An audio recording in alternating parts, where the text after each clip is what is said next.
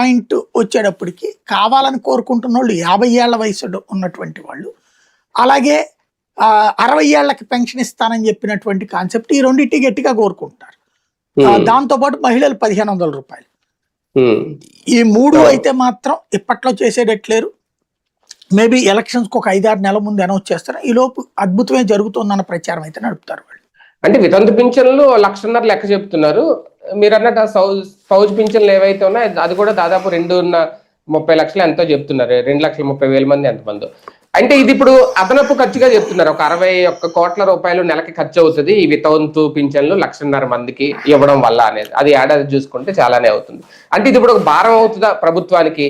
ఇది పెడుతున్నాం కాబట్టి ఇంకా 1,500 ఇవన్నీ ఇంకా మేము ఇవ్వలేము అని ఏమన్నా చెప్తారా రేపు?